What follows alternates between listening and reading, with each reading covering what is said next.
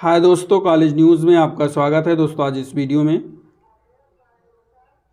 NPCI या national payment corporation of India के बारे में बात करेंगे। इस समय जब स्टूडेंट स्कॉलरशिप फॉर्म भर रहे हैं उसमें एनपीसीआई को फेस कर रहे हैं।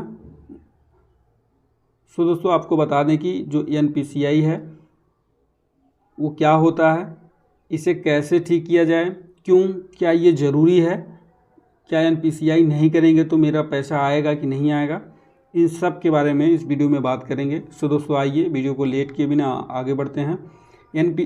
NPCI national payment corporation of India जो है वो एक नॉन प्रॉफिट संस्था है। ठीक है, देश में सभी पेमेंट नेटवर्क के देख रेख में काम करता है। जितने भी आपके पेमेंट नेटवर्क हैं एनपीसीआई के द्वारा ही जो बैंक पेमेंट सिस्टम का लेन देन प्रक्रिया है वो पूरी तरह सफलतापूर्वक किया जाता है। शुरू में जो आपका एनपीसीआई था वो एनपीसीआई आरबीआई पेमेंट के द्वारा प्रमोट किया गया था। अब लगभग भारतीय जितने भी बैंक हैं वो एनपीसीआई से जुड़ चुके हैं। भारत में जितने भी बैंक हैं, इससे क्या होता है कि आप जब कोई लेन देन कर रहे हैं तो आपके लेन देन में कोई समस्या नहीं आएगी, आप आसानी से लेन देन कर सकते हैं। जैसे कि पहले आप क्या करते थे, बैंक में पैसा निकालने या लगाने जाते थे। अब आपको पैसा निकालना भी हो तो आप किसी सीएससी सेंटर से आप निकाल सकते हैं। अगर आप पैसा भेजना है तो आप जहाँ पे हैं वहीं से अपने फ़ोन से पैसा एक अकाउंट से दूसरे अकाउंट में भेज सकते हैं। ये सब पॉसिबल क्यों है? ये पॉसिबल एनपीसीआई की वजह से है। इसी की देख रेख में सारे पेमेंट होते हैं। इसके कई सारे प्रोडक्ट भी हैं, पावर प्रोडक्ट भी हैं, जैसे आपका IMPS, UPI जिससे आप भेजते हैं, रुपे है, USSD है, भीम ऐप है। ये सारे जो पैसे ट्रांसफ़र करने के जो ऐप हैं इसके द्वारा आप लेन देन एक बैंक से दूसरे बैंक में करते हैं। एनपीसीआई का काम क्या होता है तो आपको बता दें कि आपका जो सरकार द्वारा दिए जाने वाले जितने भी प्रकार के सरकारी योजना का लाभ पाते हैं, या जो भी ऐसे कैंडिडेट हैं जो सरकार के द्वारा जो दिए जा रही स्कीम हैं उससे जब लाभ प्राप्त करते हैं, जैसे आपका PM सम्मान निधि योजना हुआ, आपका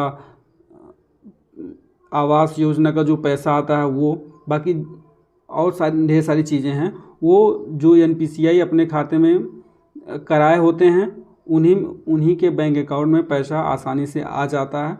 तो इसको करने के लिए आपको अपने आधार और खाता नंबर को आपस में लिंक कराना होता है। एनपीसीआई को चालू करने में जब अपने खाता को आधार नंबर से लिंक कराएंगे, लिंक कराते समय वहाँ जब जाएंगे तो उनसे कहेंगे कि हमें एनपीसीआई भी एक्टिव कराना है, तो वहाँ से एक्टिव हो जाता है। कुछ लोग जो अभी नया अकाउंट खुलाए हैं तो उनका ऑलरेडी एनपीसीआई एक्टिव रहता है, वो सिर्फ उनसे कहना होता है बस।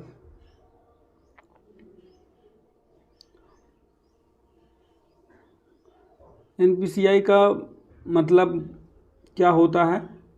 भारतीय राष्ट्रीय भुगतान निगम होता है, जिसका काम होता है कि यदि आप अपने बैंक अकाउंट में एनपीसीआई कर लेते हैं तो आपको सरकार द्वारा दिए जाने वाली किसी भी प्रकार की जो योजना का लाभ है उसे पाने में आपको कोई दिक्कत नहीं होगा। योजना का जो भी लाभ है, यानी जो आपका स्कॉलरशिप है उसका जो लाभ है वो आपको सीधे खाते में भेज दिया जाएगा। बहुत से लोग पूछते हैं कि एनपीसीआई कैसे कर सकते हैं, ठीक है, तो उसके बारे में भी बात करेंगे कि कैसे एनपीसीआई कर सकते हैं। और आप किसी भी प्रकार के जो सरकारी लाभ योजना का लाभ पा रहे हैं वो इससे क्या रिलेटेड एनपीसीआई का है। तो जैसे कि आपको बता दी, जो प्रधानमंत्री किसान सम्मान निधि योजना है या किसी भी प्रकार के जो पेंशन की योजना का लाभ उठा रहे हैं, जैसे वृद्धा पेंशन या विधवा पेंशन आदि का लाभ उठा रहे हैं, तो कभी कभी ऐसा भी होता है कि आपका जो पेंशन है या योजना का लाभ जो है रुक जाता है।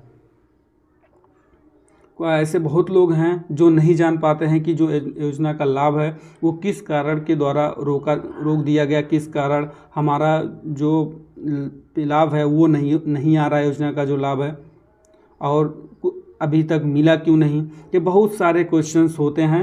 तो आपको बता दें कि सरकार द्वारा जो भेजे जाने वाले सभी योजना का लाभ एक साथ भेजे जाने पर जो पेमेंट या जो बैंक का सर्वर द्वारा गड़बड़ी होने की वजह से योजना का लाभ आपके खाते में नहीं पहुंच पाता है।